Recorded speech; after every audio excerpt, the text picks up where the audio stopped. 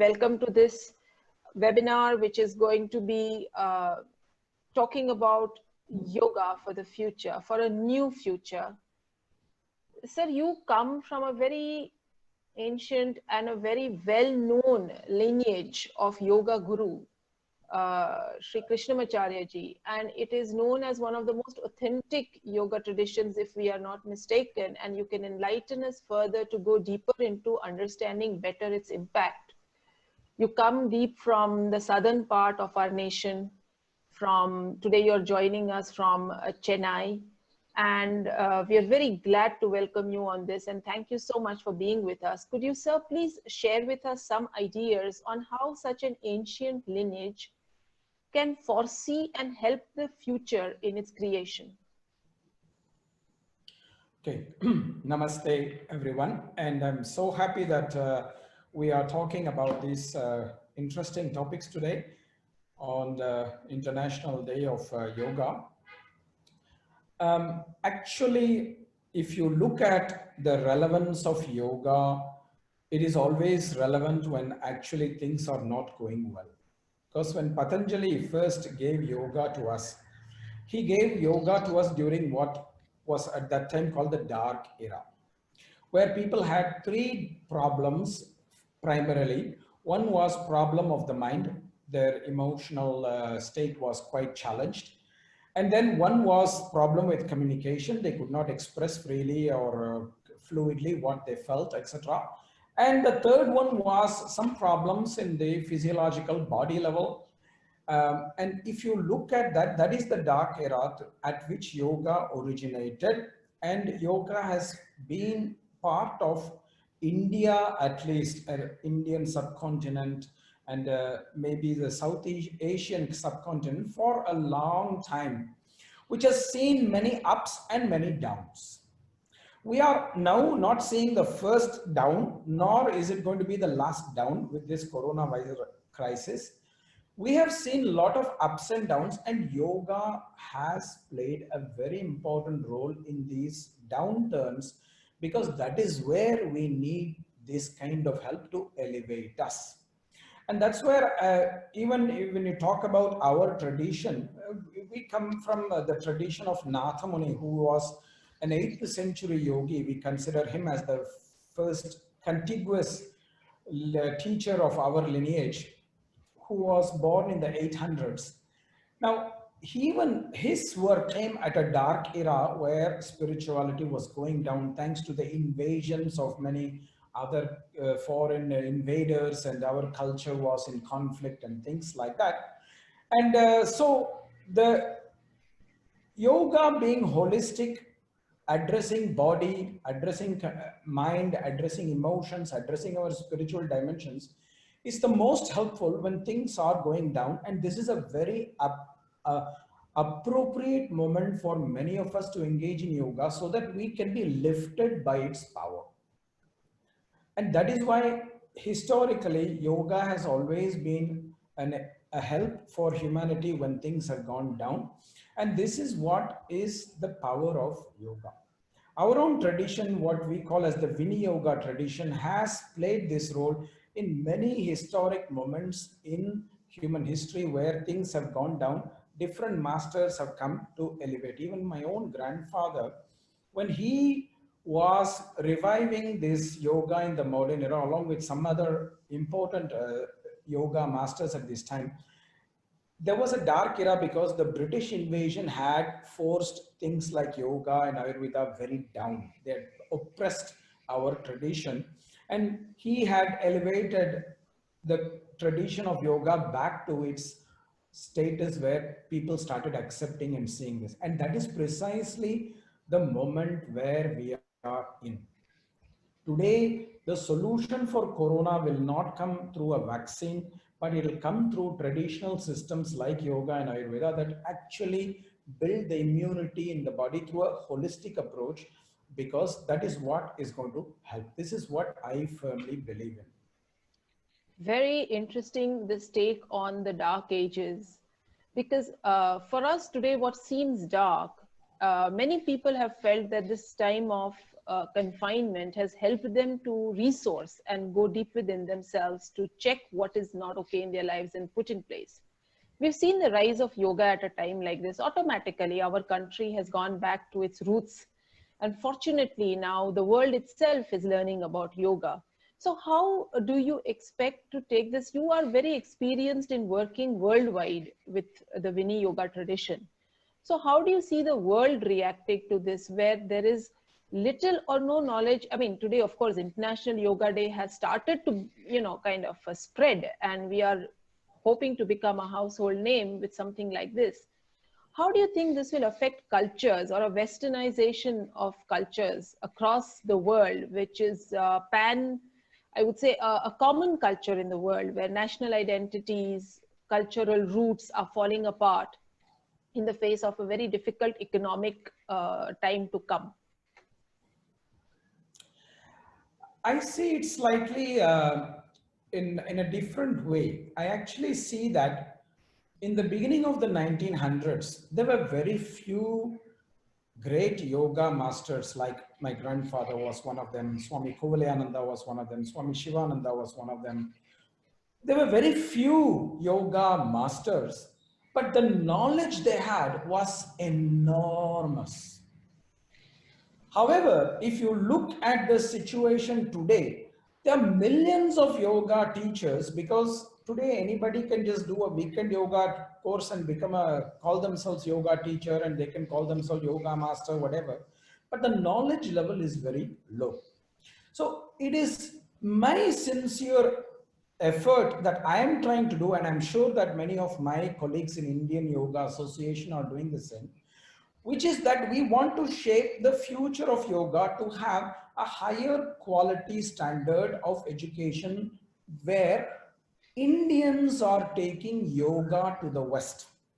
Indians are carrying yoga all over the world, because the Western philosophical approach is not very strongly rooted to understand some things like yoga, because Western people tend to look at everything through what is called materialistic science. Whereas things like yoga and other things are more like a spiritual science. How can you measure something called prana by an instrument? It's not possible. So we understand it through our cultural, what do you call it, baggage that we have, which is very positive.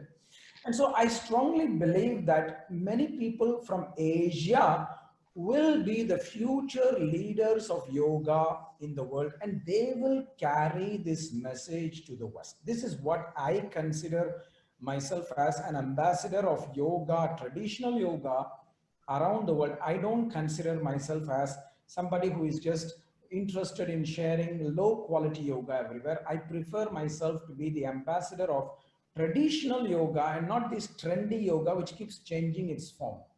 Now, that's what I feel we all from India, through the Indian Yoga Association, through the help of the Indian government, must do, which is to make sure that high quality yoga reaches every corner of the globe, not just anything in the name of yoga.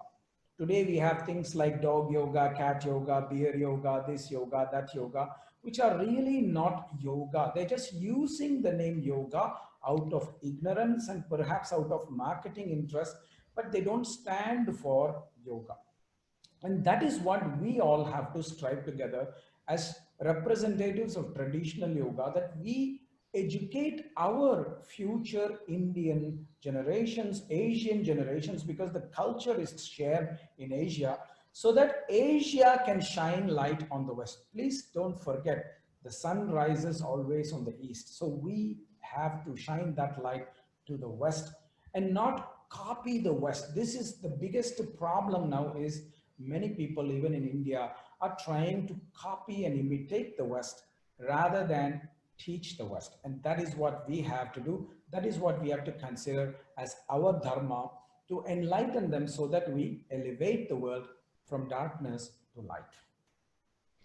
Very, very powerful words there, and which I guess you are entirely entitled to with your experience of so many years, not only as a teacher, but also as the student of your lineage and your grandfather whom you're speaking about. I was thinking of one thing when you were speaking, that you spoke about authentic yoga. You spoke about the authenticity of our traditions, right? So what do you use, you as a measure or a criteria, to differentiate yoga taught in different ways around the world? You see, for example, in France, where I used to live, we have this Fédération Française de Yoga, the French Federation of Yoga. Switzerland, they have the Swiss Federation of Yoga. And these yoga schools are creating their norms according to the standard of the country, etc. How do we create a dialogue, and how do we enter this phenomenon or define what is authentic yoga? Because there has to be some kind of a measuring principle or criteria. So what, according to you, would be that? See, I think that is where we as in India, we have the advantage. And that is precisely what we are trying to create through the Indian Yoga Association, because we are trying to bring together in the Indian Yoga Association traditional schools of yoga together. See, the problem with the French Federation that you're saying, or the Yoga Alliance that you're talking about, or the Swiss Yoga Federation you're talking about, or any other federation in the West is For that matter, yes. they don't have roots in yoga. They have somehow studied a little bit about yoga, and they're trying to organize themselves because that is how their culture is, which is that they need everything to be like in a federation or in an organization for them to function. And unfortunately, they also use that as a way to weaponize it and punish those people who disagree with them. That is their approach. We should not follow that approach. That is what I have tried to be very vocal about, even in the Indian Yoga Association, that what we as an Indian Yoga Association must represent is that the diversity of our traditions that we have in India is a great gift. We all don't need to practice yoga the same way, because there was never a time where yoga was practiced the same way in history. The Hatha Yoga schools were different from the Raja Yoga school, were different from the Nada Yoga school. It is a fact. And so we are so lucky that we have rich traditions of yoga in this country, that we don't need to make all of them standardized. When we standardize, we bring the standards down. Whereas what we need is to allow every traditional school to teach its traditional knowledge, but have some kind of standards of what we call accepted guidelines of what are the minimum essentials that every graduating teacher should know, but allow people to have that freedom to stay rooted in the tradition, because tradition is very important. Yoga traditions are very important, and the diversity is absolutely essential, because the same teaching will not help everybody. Everybody will be appealed to different traditions, different ways, and this is human reality. Hunger is a fundamental need, but not everybody will eat the same food to satisfy their hunger. Somebody will eat dosa from South India, maybe you will eat some poha, maybe somebody else will eat some vada, somebody else will eat something else. So the fundamental need is the same, but different things are satisfying that need. That's the diversity of humanity. That's why in India, we don't have one God. We don't have one tradition. We have 6 Vedic traditions. Why we need 6 Vedic traditions? Then we have non-Vedic traditions, so many of them. So it's because we are taught to respect the diversity of humanity. And authenticity of tradition means people have to respect the tradition that they belong to and not try to make everything standardized. That's not the right approach. You can't put every tradition into one basket, one machine, and make it mixed and pack it out and call it Lavashkiri Yoga. The Lavashkiri laughing cow yoga. yoga, because that is exactly what the laughing cow cheese is. They put all kinds of different cheese, mix it all together and And market it make as one cheese. single cheese. That's not going to work. So So in the, authenticity of tradition is very important. We are so lucky. We are so rich in so tradition. I'll just come in there for one last question to you, because this is really tempting. One last question is, in this sense, what you are aiming at and what I get the whiff of is that the Guru Shishya Parampara, the Gurukul system, our tradition of teaching from guru to disciple, that the human touch, like you said, it is a different thing for everyone. What is your take on that? How today our universities can start thinking in these terms instead of going for, because now everything will also go virtual. So how do we, do you see a future in this mix of virtual and the Gurukul system?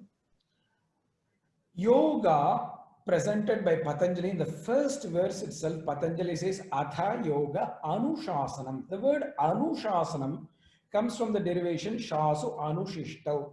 There has to be a teacher, there has to be a student. There is no other way to learn yoga. There are different kinds of education in the Vedic culture. Anushasanam, Jignyasa Shastra, Vyakhyana Shastra, etc. Different ways of learning, but yoga is an Anushasanam. Now, how the teacher and the student will connect, that is different. For example, during this Corona times, I have stayed in touch with so many of the students worldwide through the internet technology. But that's not going to be the long-term solution. This is a temporary situation, but in the long term, we will always have some kind of interaction face-to-face in one way or the other. That is very, very important. This is important for yoga. However, certain theoretical things can be shared on an online platform, on other platforms where there is not needed for a face-to-face interaction. But how certain things like techniques of asanas, techniques of pranayama, techniques of mudras and bandhas, these all have to be taught in a careful manner so that they are not harmful for the student, has to be personally supervised, because we have to look at the whole body of the person when they are doing the practice. We have to feel the energy that is coming from the person when they are doing the practice so that we can guide them more carefully. So I see that there will be a future for both these platforms, and the Gurukula Shishya, the Guru Shishya tradition is not going to end with Corona. There have been much worse crises in the past, but the Guru Shishya Parampara have endured, and where there is a true Shishya, the true Guru will be there, and they will have a heart-to-heart connection, and no pandemic can take that away. This is my firm view. Well, on that very, very optimistic note, we'd like to thank you, because it is so fresh and nice to talk about such things in a time when most of us are making dire predictions. I have a feeling that all that you've said is going to be extremely inspiring for our students. You know, today we'll have Kanpur University is the host for our program, and they are going to take this to so many students out there, so many families of students. I really invite all our audience to make sure that they take the offer that is being made by such, I would say, modern time teachers that we have with us, and people who carry on these traditions, to just not let go of this wisdom bridge and keep coming back. You see, my Guruji, Daji, has been talking about the wisdom bridge between the past and the present, the grandparents to grandchildren, and you represent that to a very large extent. And we do hope that many of these students would like to join you sometime, whether in Chennai or whether you in Kanpur or online, to be able to learn these traditions and keep them alive, because that is our real heritage. And that is something we can offer the future. So thank you so much, Kaustubhji. I'm so sorry we don't have more time on air today, but we'll come back to you for another series sometime. There's so much to say, so much to learn. Thank you again for being with us and answering our questions. A happy future and a happy International Yoga Day to you. Namaste.